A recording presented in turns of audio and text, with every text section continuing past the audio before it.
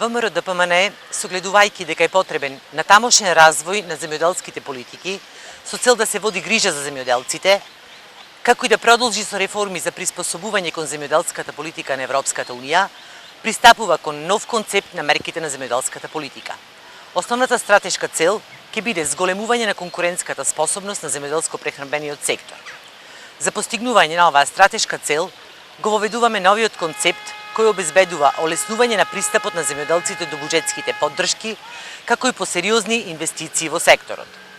Буџетските поддршки се планирани во износ од 160 милиони евра годишно.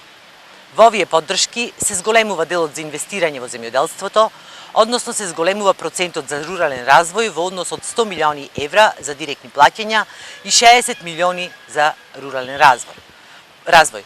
Покрај овие средства ги заекнуваме капацитетите за користење на предпристапните фондови на ЕУ и ИПАРД како дополнителни средства за инвестиции и рурален развој. Предвидено е воведување инструменти и мерки со кои ќе се превенира ризикот како растечки проблем со кој треба да се справува секторот. Особено се обезбедува помош во пласманот на производството, поддршка на маркетингот на нашите земјоделски производи во освојување на нови пазари и континуиране зголемување на извозот. За прв пат донесуваме регулатива за управување со пазарот, што ќе овозможи активирање на мерки и инструменти за превентивно делување при состојби на нарушување на пазарот. Значителни мерки ќе бидат насочени кон поддршка на програмите за справување со климатските промени и мерки за ублажување на штети од временски непогоди. Ќе продолжиме и ќе ги надградиме политиките за поефикасно управување со земјоделското земјиште, водите и шумите. Шумарството, ловството и рибарството, како значајни потенцијали на државата, ќе продолжиме да ги заштитуваме и развиваме.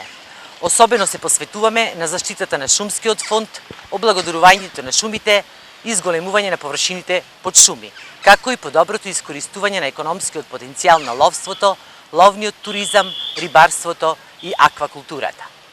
Мерките за директни плаќања ќе им помогнат на земјоделците да обезбедат стабилно ниво на доход.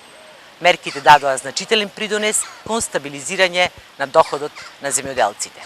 Почитувани земјоделци, со вас заедно на 15 јули за обнова на Битола, за обнова на Македонија.